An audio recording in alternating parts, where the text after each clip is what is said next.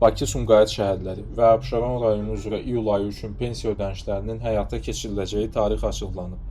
Məlumata görə, sözü gedən ərazilərdə yaşayan pensiyaçıların iyul ayı üzrə pensiyaları 14 iyul tarixində bank kartlarına köçürüləcək.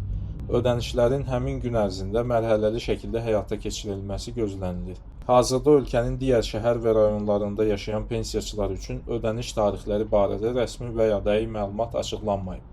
Bununla bağlı məlumatın yaxın günlərdə elan ediləcəyi gözlənilir. Ənənəvi olaraq bölgələr üzrə pensiyalar ödəniş qrafikinə uyğun şəkildə növbəti mərhələdə köçürülür. Qeyd edək ki, ötən ay Bakı, Sumqayıt şəhərləri və Abşeron rayonu üzrə pensiyalar iyunun 12-sində ödənilmişdi. Bu ay isə ödənişlərin 14 iyul tarixində həyata keçirilməsi nəzərdə tutulur.